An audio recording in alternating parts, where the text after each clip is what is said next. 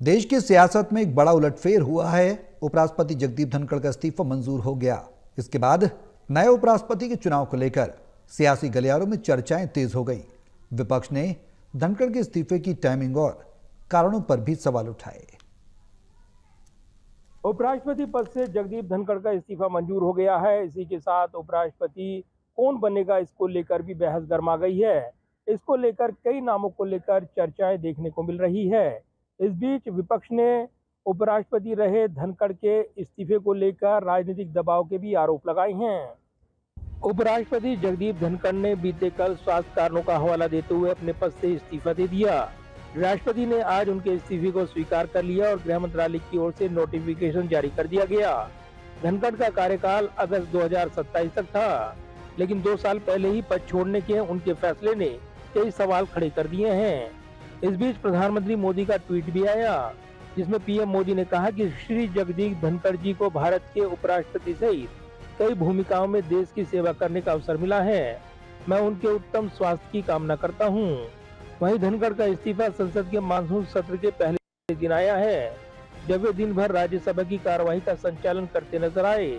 लेकिन शाम के कुछ ही घंटे बाद इस्तीफे की खबर ने सियासी हलचल बढ़ा दी। विपक्ष ने इसकी टाइमिंग पर सवाल उठाए हैं।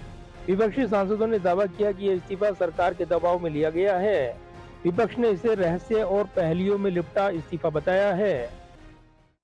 चौंकाने वाला है, दुखद है, दुर्भाग्यपूर्ण है कि एक महामहिम उपराष्ट्रपति अपना कार्यकाल पूरा न कर पाए और उन्हें त्यागपत्र देना पड़े। मैं बहुत ही हतप्रभ हूं कि कल तो सारी कार्यक्रम उन्होंने, मीटिंगें भी इसी की सब की थी। इस संदर्भ में जयराम रमेश जी, जो हमारे मुख्य सचेतक हैं, उन्होंने जो बयान दिया है वही हमारा अधिकृत बयान है। मुझे लगता बीजेपी का हेल्थ खराब है, तो आप उनका प्लानिंग देख लीजिए। देश भर देश गवाह है, आज का दिन आपको दिख रहा है। पार्लियामेंट सेशन शुरू हुई, इतना इम्पोर्टेंट मुद्दे हैं, प्रधानमंत्री विदेश घूम रहा है और देश का उपराष्ट्रपति रिजाइन कर लिए है। तो हेल्थ कल सुबह ठीक था, शाम को इतनी खराब हो गई।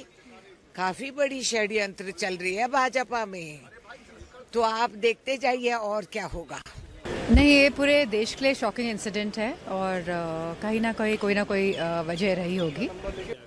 देखिए, कहा नहीं जा सकता, लेकिन जिस तरह से ये रेजिग्नेशन आया, अटकलों का बाजार गर्म है और चूंकि ठीक है स्वास्थ्य कारण हो सकते हैं, लेकिन ये सेशन भी पूरा कर लिया जा सकता था, क्योंकि कल भी आए थे तो स्वस्थ लग रहे थे, उतने अधिक बीमार भी नहीं दिख रहे थे। और कहते हैं कि उनकी कोई इम्पोर्टेंट मीटिंग भी आज 1 बजे कॉल की थी उन्होंने, एडवाइजरी कमेटी की, और जुडिशरी पर कोई बड़ा डिसीजन भी आने वाला है। ऐसे समय में उनका इस तरह से अचानक रिजाइन करना, दिन भर किसी को भनक तक नहीं लगी, जबकि वो सभी लोगों से मिले, तो एक तरह का संदेह पैदा करता है। कांग्रेस नेता जयराम रमेश ने कहा कि ये इस्तीफा जितना चौंकाने वाला है, उतना ही अकल्पनीय भी। शाम 7:30 बजे तक मेरी उनसे बात हुई थी। ये साफ है कि उनके इस्तीफे के पीछे जो दिख रहा है उससे कहीं ज्यादा है।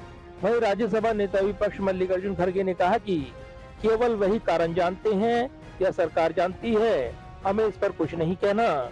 हालांकि धनखड़ ने अपने इस्तीफे में स्वास्थ्य कारणों को वजह बताया है। सूत्रों के मुताबिक मार्च 2025 में उनकी एम्स में एंजियोप्लास्टी हुई थी। हालांकि विपक्षी नेताओं का कहना है कि वो संसद में पूरी तरीके से स्वस्थ दिख रहे थे। विपक्ष के तमाम नेताओं ने इसे सियासी दबाव का परिणाम बताया है। उपराष्ट्रपति के इस्तीफे के बाद यथाशीघ्र या 60 दिन के अंदर उपराष्ट्रपति का चुनाव होना चाहिए।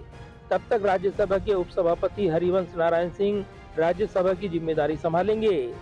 नए उपराष्ट्रपति के लिए बिहार के मुख्यमंत्री नीतीश कुमार, रक्षा मंत्री राजनाथ सिंह और जम्मू कश्मीर के उपराज्यपाल मनोज सिन्हा के अलावा जेपी नड्डा जैसे बड़े नामों की चर्चा चल रही है, लेकिन सरकार ने अभी तक कोई आधिकारिक घोषणा नहीं की है।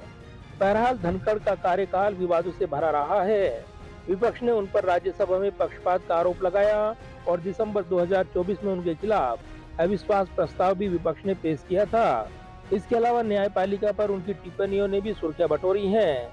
अब उनके अचानक इस्तीफे ने सियासी कयासों को हवा दे दी है।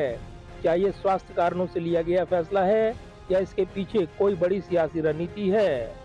बहरहाल बीजेपी के लिए ये एक महत्वपूर्ण समय है। क्योंकि पार्टी को नए राष्ट्रीय अध्यक्ष के साथ साथ उपराष्ट्रपति के लिए भी उम्मीदवार चुनना है। एनडीए गठबंधन के सहयोगियों को लेकर ये फैसला लेना एक चुनौतीपूर्ण हो सकता है। फिलहाल देश की नजरें चुनाव आयोग की अधिसूचना और नए उपराष्ट्रपति के नाम पर टिकी हैं। जाहिर है उपराष्ट्रपति पद से जगदीप धनखड़ का इस्तीफा मंजूर हो गया है और इसी के साथ नए उपराष्ट्रपति को लेकर भी चर्चाएं शुरू हो गई हैं। जिस तरीके से पूरा घटनाक्रम रहा है, इसमें राजनीतिक विरोधियों ने बड़े सवाल उठाए हैं। लिहाजा उपराष्ट्रपति का ये पूरा प्रकरण अब नई राजनीतिक बहस में तब्दील हो गया है। कैमरामैन विदर्भ के साथ प्रदीप कुमार, टोटल न्यूज, दिल्ली।